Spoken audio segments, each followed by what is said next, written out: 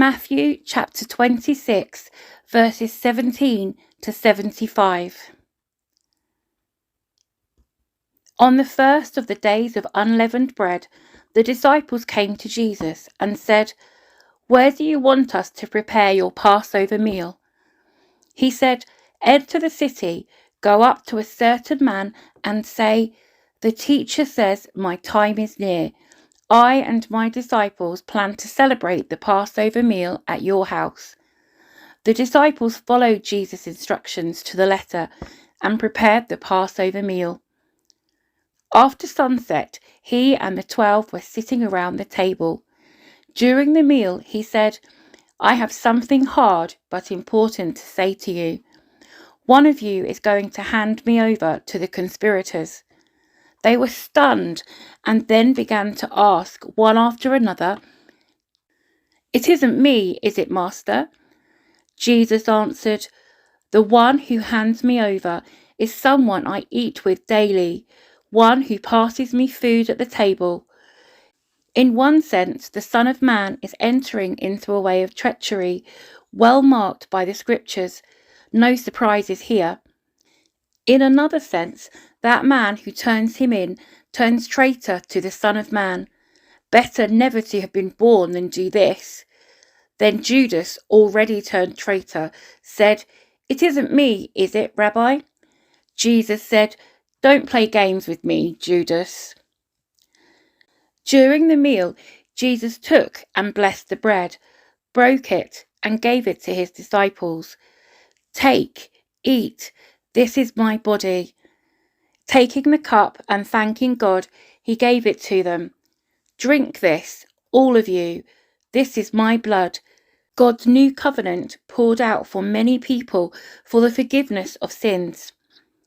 I'll not be drinking wine from this cup again until that new day when I'll drink with you in the kingdom of my Father." They sang a hymn and went directly to Mount Olives.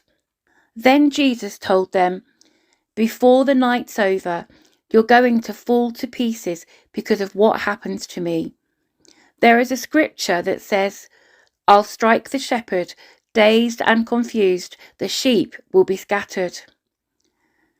But after I am raised up, I, your shepherd, will go ahead of you, leading the way to Galilee." Peter broke in, "Even if everyone else falls to pieces on account of you, I won't." "Don't be so sure," Jesus said. "This very night, before the rooster crows up the dawn, you will deny me 3 times. Peter protested, "Even if I had to die with you, I would never deny you." All the others said the same thing. Then Jesus went with them to a garden called Gethsemane and told his disciples, "Stay here while I go over there and pray." Taking along Peter and the 2 sons of Zebedee, he plunged into an agonizing sorrow. Then he said, "This sorrow is crushing my life out. Stay here and keep vigil with me." Going a little ahead, he fell on his face, praying, "My Father, if there is any way, get me out of this. But please, not what I want. What do you want?" When he came back to his disciples, he found them sound asleep. He said to Peter, "Can't you stick it out with me a single hour?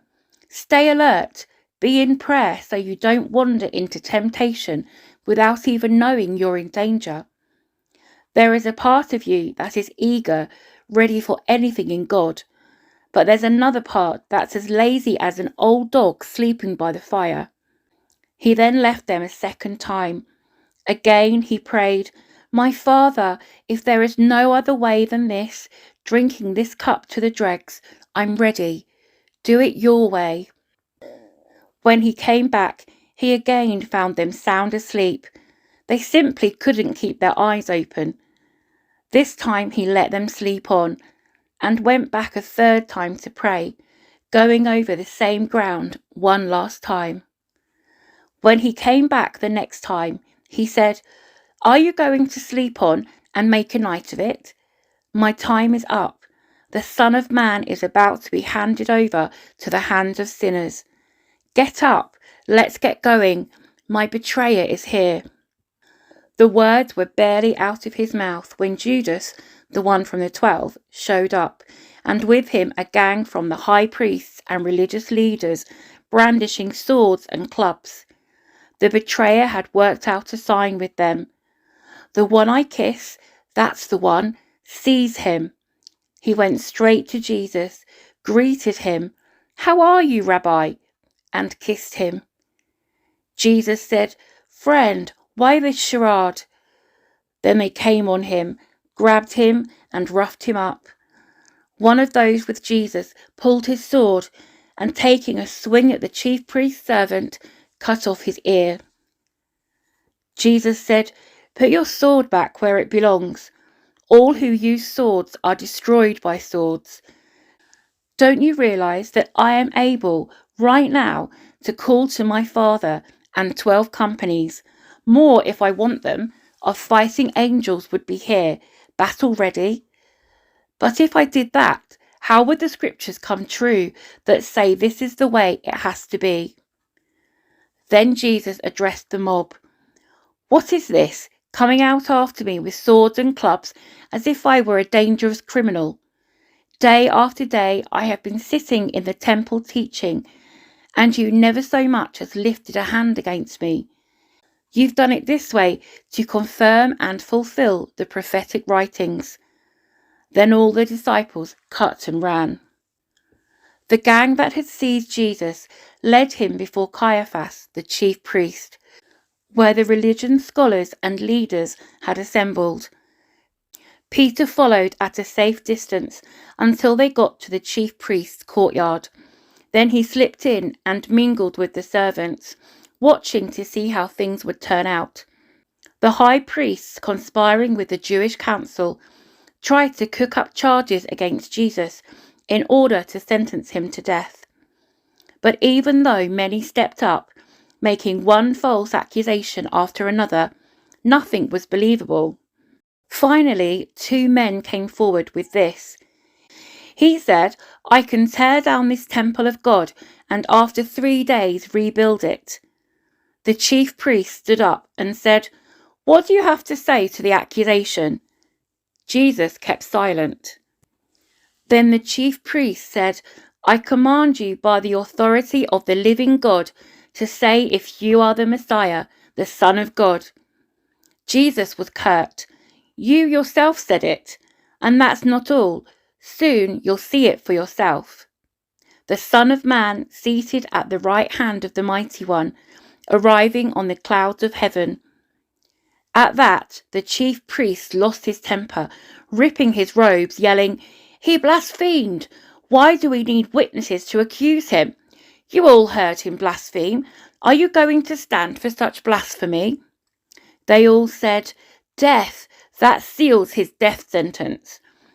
Then they were spitting in his face and knocking him around. They jeered as they slapped him. "Prophesy, Messiah! Who hit you that time?" All this time, Peter was sitting out in the courtyard. One servant girl came up to him and said, "You were with Jesus, the Galilean." In front of everybody there, he denied it. "I don't know what you're talking about." As he moved over toward the gate, someone else said to the people there, "This man was with Jesus the Nazarene." Again, he denied it, salting his denial with an oath. "I swear I never laid eyes on the man." Shortly after that, some bystanders approached Peter. "You've got to be one of them. Your accent gives you away." Then he got really nervous and swore, "I don't know the man." Just then a rooster crowed. Peter remembered what Jesus had said, "Before the rooster crows, you will deny me 3 times. He went out and cried and cried and cried.